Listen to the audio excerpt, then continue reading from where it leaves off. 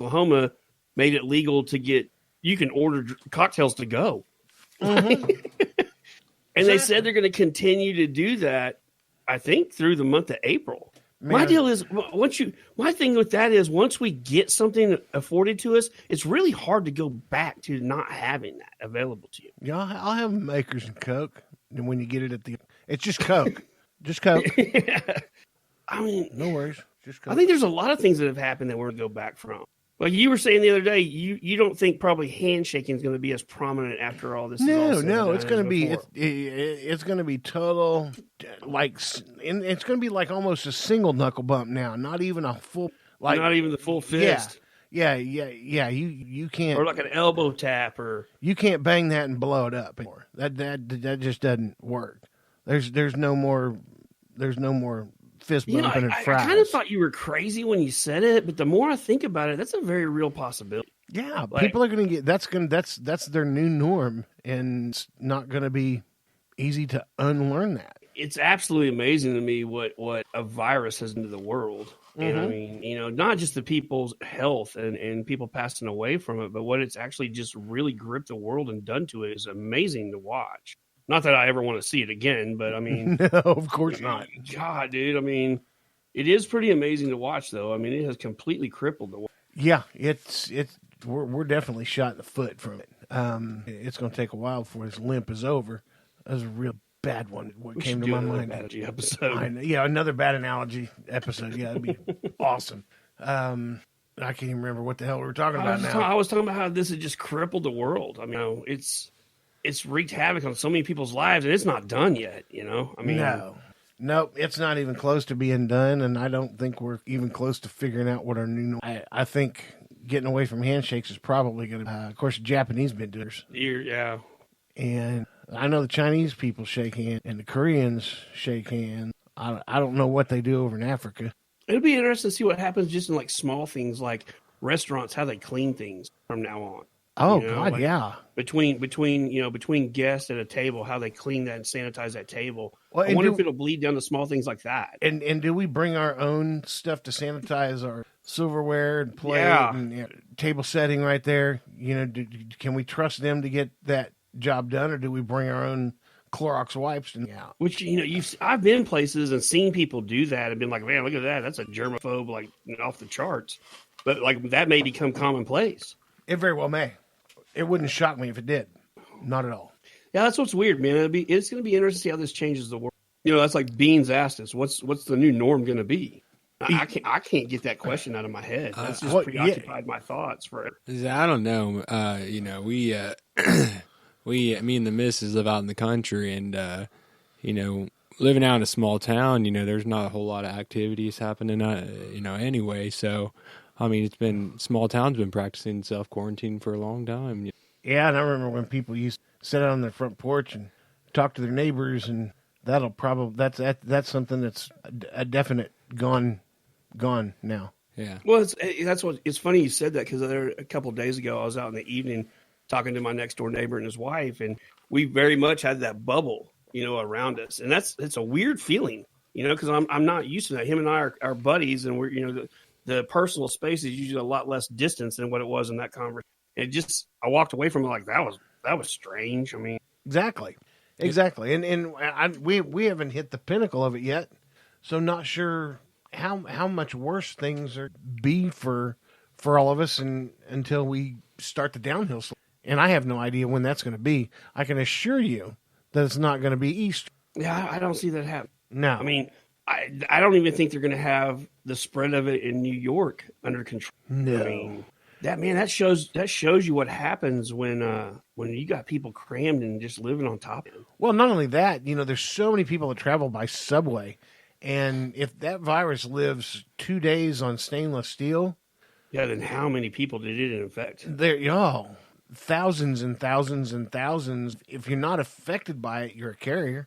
Yeah, I mean, you know what I mean. So yeah, they say the subway is what's crippled them there. Yeah, and I don't even know if the subway is still running.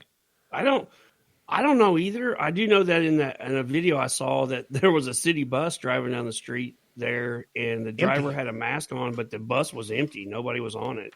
And apparently in California, they're really abiding by this stay in place order. Like they're doing really well for the most. I wish everybody would do it. If we all did it at the same time, you'd flatten the curve. Oh yeah, yeah. And if you can flatten the curve, then there's a downhill side to the ahead. And I can say just a little bit that I've been out of the house. There's a noticeable decrease in traffic. Oh God, yeah, especially rush hour traffic. Yeah, a noticeable decrease. So I know people are start or at least have taken this serious. I just wish more would. Yeah, Tuesday when I came home, because I was at my office, and when I came home Tuesday, it was during rush hour traffic, and there was nothing. No, not one slowdown. I heard even if you go into downtown Tulsa in the evening, I heard it's kind of, my brother said there's just nothing moving. Oh yeah, drive down 2nd Street on Friday night. Yeah, in Tulsa, it's just eerie down there. The Blue Dome. That's a ghost town. Yeah. And I know I guess they're all doing curbside orders, but I mean, how many people are really taking that? Well, and that's only the bars that put out good food. If you got bars that just maybe do a few hors d'oeuvres or something like that, it's not worth semi-open for that. But speaking of bars, man, shout out to Kilkenny's because they're giving healthcare workers 20% off their order. So, man, shout out to those dudes. Yeah, and they don't have to. No. They're needing to get all the business they can get, and they're still paying it forward. So, and Kilkenny's is just part of a group owned by more than just one, isn't it? Are they part of McNally's? I don't know if they're part of McNally's group or not. What do you think, Donnie? I can't remember. Yeah, I don't know. For some reason, I don't discredit. Yeah, I was kind of leaning towards no. Because I know McNally's, they own lots more than just themselves. A ton. The Dust Bowl and I believe they have the. Well, they even have places down in OKC. Yeah, yeah, they do. Yeah. Too bad. I don't know how we got spun off on that. What happened there? I don't know. Are we segueing to food? Is that what we're doing? We can do that, man. I watched some good food shows. Yeah. What do you make? What do you make when you're bored and you're sitting at home? Now, I made chili last night, and the big reason I made chili was, I can get 4 meals out of a thing of chili. A vat of chili. Yeah, 4 good meals out of a vat of chili. Last night, I went straight up venison tacos. Yummers. Yeah, those are pretty. That sound good, Donnie?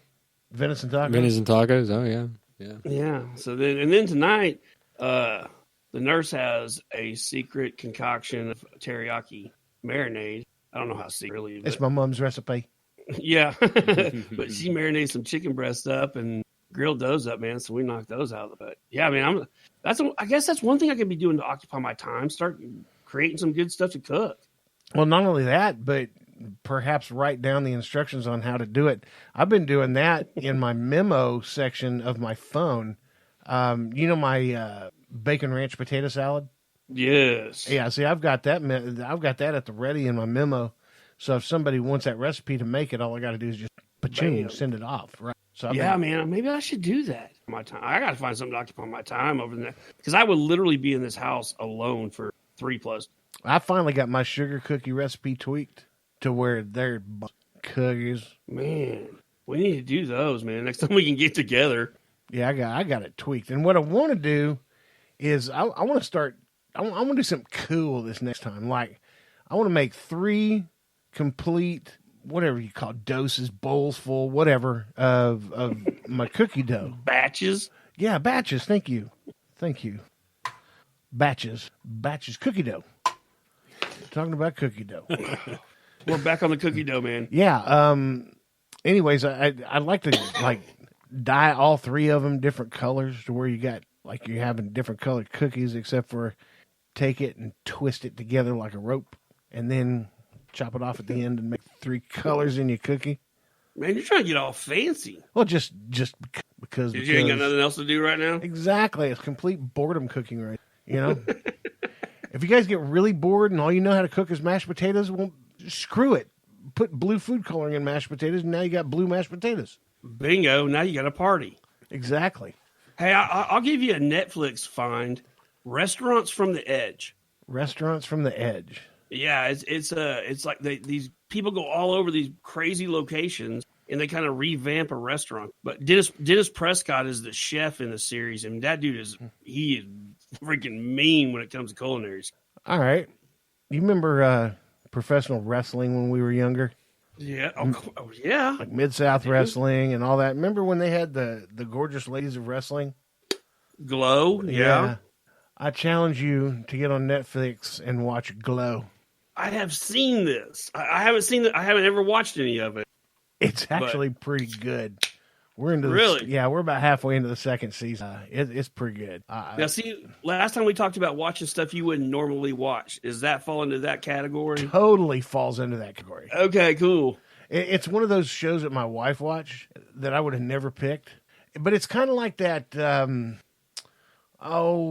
clothes designing show where all the gay people sew a bunch of clothes and put them on other models, and then they walk down runways. Model? Something like that. Yes, I don't know. Yeah, I don't remember what it's called, but anyways, I've gotten into watching that with Shandy. So this Glow thing pretty much kind of came natural. I am way too high for that much information because the mental image it gave me. That's okay. I'm telling you, restaurants from the edge, and then you gave me Glow. So I'll watch some Glow before our next episode. Teddy, are you talking about Project Runway?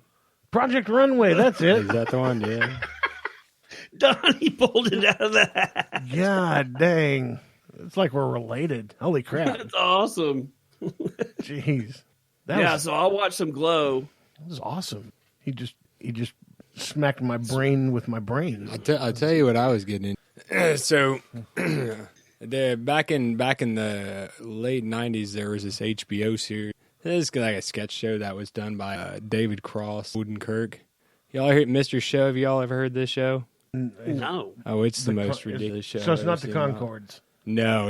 It's pre-Concords, but it's a bizarre sketch comedy show. I kind of got lost into that. It's called Mr. Show. Mr. Show. Mr. Show. Mr. Show. I got to check that out. It'll probably be a whole lot better than Glow. It's like Mad TV, but if Mad TV was owned by H and way better written, you know? Like what was that show they had? Kids in the Hall. Like something that? Yeah. CCTV? Yeah, remember that? Wasn't that Canadian? Mm-hmm. Yeah. Kids in the Hall was, yeah. Yeah. That was good. That was good. Hey, you know what? Here's something. Okay, left turn, everybody. Here's what I found out the other day, and it shocked me. Gilligan's Island was completely filmed on a film lot. Did you think they were on location? Well, like, what about the beach scenes in the water? Dude, there was some of those in the lagoon that were straight up on a sound stage. Yes. What are you talking about? Yes, the lagoon there. That was on the site. It was outside, but it was on site. What woke you up to that, Brett? Or Titty? Yeah. Yeah. What made you open your eyes to that movie magic? I'd never thought of it before. Like it was just filmed on a soundstage, because we got the coconut radio and all that crap, right? And Mr. Howell and. Have you watched an episode or two lately or something? I have not. But here's the thing: is it's kind of like Santa Claus still being alive. It just broke a dream for you. Yeah, it was just crushed it. Yeah, it's like 40 people behind me just went, oh. What? I thought it was, I thought it was like, yeah, one of these days when I get to be an adult, I'm gonna take a vacation, take some pictures, take a vacation to the place where they filmed that. You still can. I bet they still have it somewhere mocked up. No, there's another building built on top of the site now. Oh, that was part of the show. It out. Oh yeah, this guy had like aerial black and whites and all sorts of stuff at the lot, and pointing out how camera angles and all that mess was everything. And so in your head, when you've always thought about Gilligan's Island over the years, you picture that in your head as them being on an actual beach. Filmed live in front of a studio audience from Baja, California, Gilligan's Island. That's just it. There was a laugh track and everything in there. But in your head, you picture it on the real beach. On the real beach. And for whatever reason, I just never got to thinking about